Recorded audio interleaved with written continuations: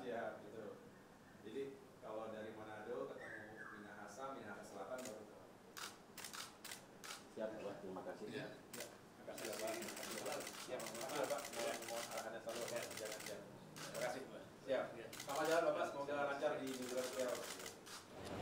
Mas, tadi ngebahas apa aja Mas di dalam, Mas? Iya, saya senang sekali hari ini bisa bersilaturahim dengan Bapak Wakil Presiden Kiai Haji Ma'ruf Amin di kediaman beliau, dan beliau juga menerima dengan hangat. Saya sampaikan bahwa ini adalah bentuk dari upaya saya melaporkan secara langsung kepada Bapak Wapres setelah saya dilantik oleh Bapak Presiden pada tanggal 21 Februari yang lalu di Istana. Memang sudah sempat bertemu tetapi hanya sepintas saja karena acaranya kan acara pelantikan. Lalu saya langsung melakukan sertijab, serah terima jabatan dari Menteri ATR BPN sebelumnya, Bapak Hadi Cahyanto, yang saat ini menjadi Menko Polhukam. Dan kemudian di hari pertama yang seharusnya saya bisa langsung bekerja di Jakarta, tetapi justru ada kegiatan di Sulawesi Utara dan kemudian saya langsung terbang untuk mendampingi Bapak Presiden Jokowi meresmikan bendungan Lolak di salah satu kabupaten Bolmong namanya, 4 jam dari Manado. Saya sendiri bisa melakukan sejumlah kegiatan, membagikan sertifikat di Kota Manado untuk gereja dan juga untuk warga Manado yang ada di sana secara langsung, dan kemudian mengikuti rangkaian kegiatan Bapak Presiden. Oleh karena itu baru bisa kembali kemarin dan sore hari ini juga, karena kebetulan Bapak Wapres besok akan melakukan lawatan ke luar negeri, ke New Zealand, sehingga rasanya tepat hari ini saya bisa sowan silaturahmi secara langsung. Yang jelas beliau tadi juga menyampaikan beberapa pesan karena saya ingin memohon wejangan sekaligus juga arahan-arahan yang jelas terkait dengan urusan pertanahan, agraria dan tata ruang ini. Beliau mengingatkan bahwa masih banyak permasalahan yang dihadapi masyarakat kita di berbagai daerah. Beliau bahkan tadi dan saya catat secara langsung beberapa saat yang lalu ada warga yang melaporkan, mengadulah kepada Bapak Wapres tentang tanahnya yang diserobot oleh orang lain, diserobot oleh pengembang, dan akhirnya nasibnya tidak menentu. Kasihan, padahal ini rakyat kecil. Jadi disinilah yang menjadi tantangan terbesar bagi Kementerian ATR, bagaimana kami bisa secara utuh, tentu bukan juga terburu-buru, gegabah, tetapi secara utuh melihat permasalahan sengketa, termasuk juga kasus-kasus yang disebabkan oleh mafia-mafia tanah yang merugikan rakyat. Yang jelas sejak awal saya menyampaikan, sama seperti yang telah dicanangkan oleh Menteri sebelumnya, kita ingin tegas. Jangan sampai ada siapapun yang melawan hukum di negeri kita, termasuk di urusan pertanahan ini. Kalau ada rakyat berhadapan dengan mafia tanah, sudah pasti Kementerian ATR akan berpihak pada rakyat, akan membela rakyat kecil, jangan sampai hak mereka diinjak, apalagi masyarakat rentan. Banyak juga misalnya yang sudah pensiun, ya, itu yang dipermainkan, rakyat kecil dipermainkan, dan kita tidak akan membiarkan itu terjadi. Jadi oleh karena itu saya mohon doanya dari segenap kalangan masyarakat, karena tugas-tugas ATR ini juga tidak ringan, tetapi kami punya niat yang baik. 8 bulan terakhir ini bagaimana bisa menuntaskan pekerjaan rumah, mencapai target-target yang telah dicanangkan sebelumnya, baik dari isu tata ruang, karena kemarin juga saya berkomunikasi dengan sejumlah kementerian lain, ada bidang PUPR, perhubungan misalnya, termasuk juga dengan Kementerian Pertanian, sehingga ATR ini bisa menjadi elemen yang penting yang juga bisa membantu proyek-proyek pembangunan pemerintahan lainnya, dan kita ingin bersinergi, berkolaborasi. Saya sendiri sudah merencanakan untuk berkomunikasi langsung dengan Menko Ekonomi. Tadi saya sudah telepon Pak Erlangga Hartarto dalam waktu dekat kita akan bertemu karena beliau sebagai koordinator bidang ATR juga, termasuk dengan menteri-menteri terkait lainnya. Jadi ini menjadi bagian dari ikhtiar bersama untuk menuntaskan permasalahan di bidang pertanahan sekaligus juga kaitannya dengan pembangunan kementerian lainnya. Mas Ahy sudah 4 hari bertugas dan kemudian kita tahu kemarin langsung diajak Pak Jokowi. Udah mulai ngerasain ritme kerja ya Pak Jokowi memang seperti apa, kan banyak juga Pak Prabowo misalnya menyebutkan bahwa Pak Jokowi kerjanya tuh keras banget ternyata, itu mulai dirasakan juga Mas Ahy? Iya, walaupun baru 1 hari bisa berkegiatan bersama dengan Presiden Jokowi, saya bisa merasakan langsung bahwa beliau juga ingin secara maksimal menggunakan setiap waktunya menyentuh langsung masyarakat. Seperti kemarin misalnya sebagai ilustrasi, sehari di Sulawesi Utara itu ada sejumlah kegiatan. Memang membutuhkan energi, waktu, dan juga fokus. Tidak hanya meresmikan Bendungan Lolak, tetapi juga harus diingat meresmikan itu adalah satu hal.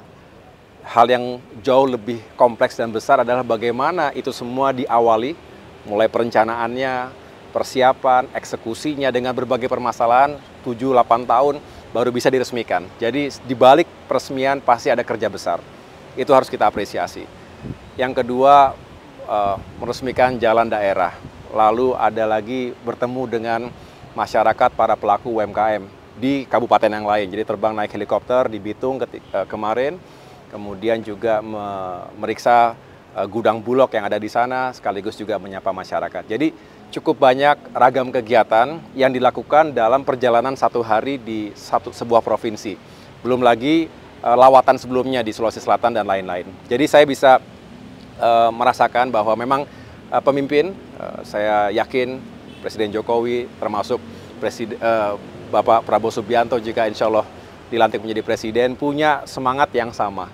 Ini juga yang harus bisa menggerakkan yang lainnya, kalau pemimpinnya juga benar-benar aktif memimpin, bukan hanya di balik meja, tapi juga turun ke lapangan, melakukan pemeriksaan, evaluasi, sekaligus juga menunjukkan leadership dan juga manajemen di tingkat yang paling strategis. Saya rasa ini akan menggerakkan jajaran kabinet, kementerian, lembaga-lembaga, dan termasuk dari pusat sampai dengan daerah. Sinergi dan kolaborasi yang harus dibangun vertikal dan horizontal ini menurut saya menjadi kunci kerja pemerintahan yang sukses. Mas Ahy tadi di dalam barengan sama Pak Wapres ini ada bicara soal situasi terkini kebangsaan nggak sih Mas, termasuk soal isu soal hak angket yang ingin digulirkan oleh dari paslon lain begitu Mas, soal pasca pemilu? Tidak bicara secara langsung, tidak bicara terkait dengan politik, tetapi tadi justru saya mendapatkan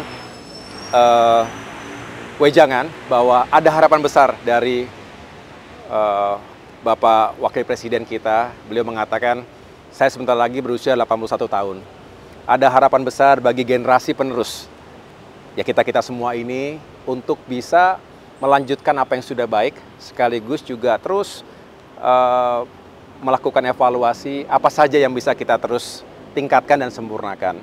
Tadi beliau secara khusus begitu passionate menyampaikan kita harus semakin fokus pada upaya pengentasan kemiskinan misalnya. Bagaimana masyarakat kita ke depan tidak terlalu bersandar pada bantuan pemerintah secara langsung, tapi punya kemandirian karena punya lapangan pekerjaan, punya pekerjaan yang layak maksud saya, termasuk punya kewirausahaan sehingga bisa menjalankan usahanya, khususnya UMKM dengan baik dan punya profit yang juga layak begitu, sehingga pada akhirnya anggaran kita tidak terlalu besar yang habis untuk jaring pengaman sosial, tapi bisa dilakukan pembangunan-pembangunan lainnya yang juga pada akhirnya akan mengenerate pertumbuhan ekonomi. Saya setuju 100% karena itu juga yang Partai Demokrat selama ini perjuangkan, bagaimana masyarakat Indonesia semakin baik kehidupannya. Kemiskinan bisa diturunkan, pengangguran bisa diturunkan, dan akhirnya punya pekerjaan yang layak. Dan penghasilan juga lebih baik. Jadi itu kira-kira yang tadi dibicarakan, tidak ada secara khusus bicara tentang politik hari ini. Sikap Partai Demokrat soal isu hak angket seperti apa sih Mas? Karena kemarin persis Pak Surya Paloh beserta dengan teman-teman dari Koalisi Perubahan itu menyebut menyebutkan bahwa mendukung hak angket dan merupakan hak ini adalah hak konstitusional. Kalau Partai Demokrat sendiri mendukung atau seperti apa? Saya tidak melihat ada urgensi ke sana.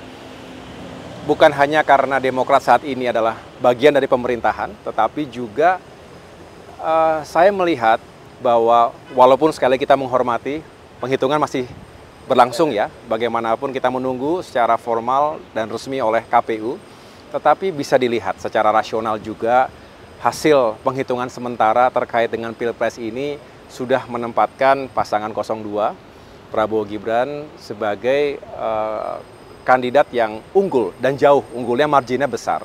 Jadi tidak bisa saya tidak melihat ada sesuatu yang sangat aneh di situ karena memang jaraknya jauh. Ya, tetapi saya juga sebagai seorang Demokrat menghormati siapapun di negeri kita, partai manapun, tokoh manapun yang ingin menggunakan hak konstitusionalnya, silakan. Tetapi kami dari Partai Demokrat secara tegas mengatakan kami tidak melihat ada kepentingan itu. Saya justru lebih tertarik pasca pemilu ini, setelah kita mengetahui tentu namanya pertempuran politik itu menyisakan orang yang kecewa, orang yang marah, orang yang belum bisa mencapai targetnya. Dan saat yang baik untuk kita mulai merajut kembali rekonsiliasi bangsa. Dan itu harus kita tunjukkan secara genuine. Mengapa? Karena kita ingin Indonesia tidak terlalu lama terjebak pasca pemilu ini dalam urusan-urusan yang juga tidak produktif bagi pembangunan bangsa. Kita berharap 8 bulan ini menjadi masa yang penting. Transisi kepemimpinan nasional itu harus dikawal dengan baik.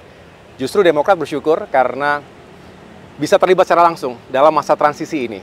Karena bagaimanapun ini masa yang paling penting.